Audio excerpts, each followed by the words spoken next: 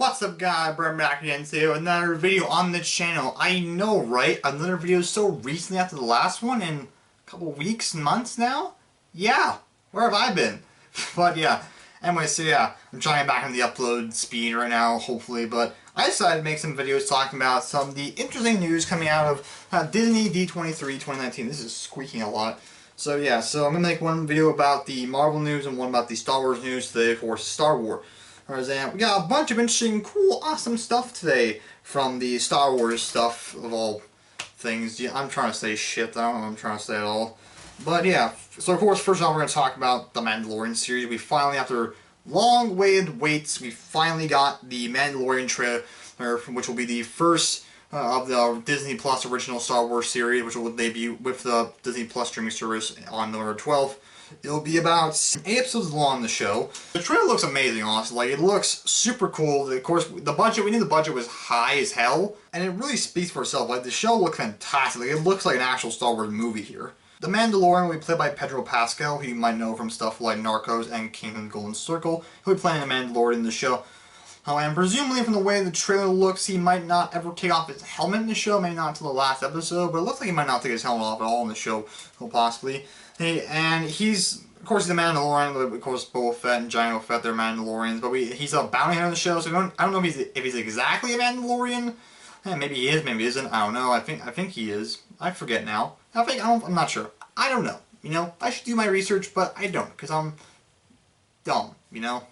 We saw a couple other characters in the trailer, including Werner Herzog, his character. He looks like he's being the main bad guy of the show. From what I heard, apparently, is that in the show, he hires the Mandalorian and to go collect a bounty, which is of this little girl. He doesn't know why, and so that's really all I know. And the trailer is clearly like a part of the, he was part of the Empire, because this show is taking place 5 years after Return of the Jedi, so the galaxy course right now is just kind of in just chaos right now. There's no actual order right now, and it's still quite a few years off before the New Order and the Force Awakens, and so just in total chaos right now. And he used to be a former member of the Empire. I'm pretty sure, I can't tell by exactly what he was, I don't know, so yeah, I don't know.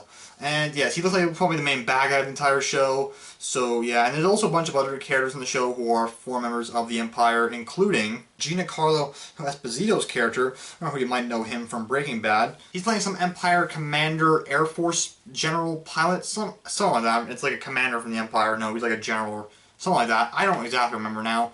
But it is something like that. And of course now he seems like he's running a mafia gang of sorts in this universe now since it crumbled. So that's neat. We also got Gina Carano, who was a former MMA fighter and was also in films like Fast and Furious 6 and Deadpool. She'll be playing a character named Cara Dune, who is also a former member of the Empire, who's kind of like finding her way now that the Empire has crumbled and stuff. So basically a lot of like characters who were part of the Empire now just kind of like trying to do other stuff now on this new world of the Empire and stuff. We got Apollo Creed, Carl Weathers, who's playing a character named Grief Karga, who is going to be the leader of this bounty hunter group that the Mandalorian's a part of. So he's going to be like a friend of sorts of him.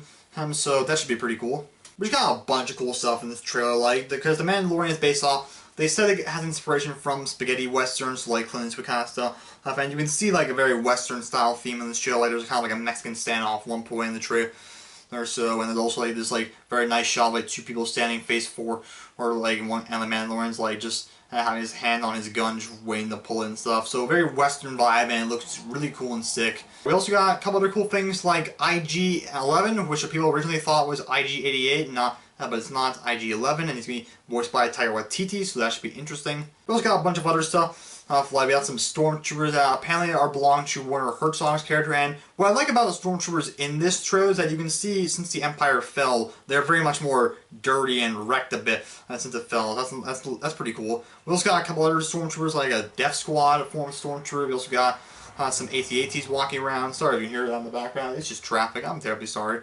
We also got the Mandalorian ship, which they did confirm is actually a ship from the Clone Wars era, so that's pretty cool. Another cool detail about this, which they revealed back during Star Wars Celebration, is that they went old school with making this show back during the original trilogy era.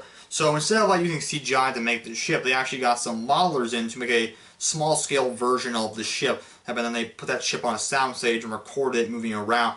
to make it look like it's out in space flying around, which I think that's really cool. It's nice going back to basics, and it would look really cool because like it's an actual thing, so it'll look really sick, you know. So that's pretty cool. It probably also cuts the time on the budget, so they don't have to spend tons of money on CGI every episode. So they probably still have to spend money on some CGI, but I don't know. Maybe there's not a lot of CGI. It looks like very practical the whole show, because they spend like over like $15 million each an episode apparently. So yeah, which is insane. Jon Favreau, one of the producers of the show, has also said that apparently there's a lot of references to all the Star Wars eras in this show. So the original trilogy, the prequel trilogy, the sequel trilogy, the Clone Wars and Rebels references all around. And of course, we already know what the Clone Wars ship is there. There'll be a bunch of original trilogies references, and it is like 5 years after the original trilogy. I'm not exactly sure about sequel trilogy references that much because they're not like close to that part of the timeline yet, but who knows. There's also apparently this animal here, which is actually from the Rebels show, so references all around, and yeah, just like a fun show. I'm trying to think what else can I remember right now that's in this show. What else was in the trailer right now? Yeah, just a bunch of stuff, you know. It just looks like a lot of fun. I'm really excited to see this show. Well, I can't wait. Like a Western-style Star Wars series, it should be just a ton of fun and just awesome, so I cannot wait for that. We also finally got confirmation about when the final season of the Clone Wars come out, which is in February 2020. So you only have to wait like 3 months after the service launches. So that's pretty cool. It's very exciting to finally see how the Clone Wars series comes to end and how the Clone Wars itself ends. You know, we're gonna see what Ahsoka's been doing since she left at the end of season 6. We're gonna see if this show maybe the season ends right where Revenge of the Sith might start. It's very interesting. We might see how Darth Maul gets from this point to where he was in Solo. A lot of possibilities in that season, so I can't wait for that. They also brought out on stage Diego Luna and Alan Tudyk, who played Cassian Andor and K2SO in Rogue One, the Star Wars story, as they have their own little Star Wars series coming out on Disney Plus as well, so far just called the Cassian Andor series.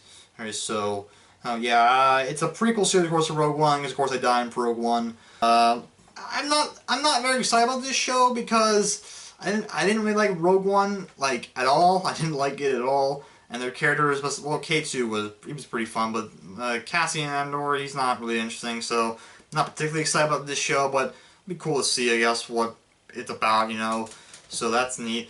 And the big news, the big awesome news is that we finally got confirmation that Ewan McGregor is finally reprising his role as Obi-Wan Kenobi, which is very exciting. For years we've been speculating that there was going to be an Obi-Wan Kenobi spin-off movie, but now we're getting a show, so that's still awesome, and I just cannot wait. He came out on stage, confirmed himself, just crazy. It was awesome, a lot of fun. They said that this show will take place, I think, during or around, or happening when Solo's happening, so somewhere during the time of Solo, so that's going to be very exciting. Now, I don't really know what this show could bring about. I'm expecting, like, Liam Neeson might make a comeback as Qui-Gon Jinn, because they referenced at the end of Revenge of the Sith that Qui-Gon is going to like go teach Obi-Wan now as a Force ghost and stuff. So he might come back. Maybe Maul might make an appearance, but I don't really know about Maul because we know how their timeline works with Rebels. We know that in Rebels, Maul finally finds like Kenobi, but now he's old after years not seeing him. So I'm not really sure how that works, but we'll just wait and see, you know.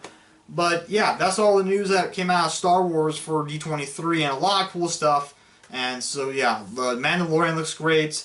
I can't wait for Clone Wars, and Kenobi, just awesome. The cast and everything, couldn't really care much, but so most of all of it is just great, awesome. Can't wait for Mandalorian. If you haven't checked out the Mandalorian show yet, you should. It looks awesome. You're 3 months away from that show, so cannot wait. So yes, thank you all for watching and stay tuned for another video coming out shortly at some point of me talking about Marvel Phase 4 and everything that came out at D23 for it. So yeah, thank you for watching, and goodbye.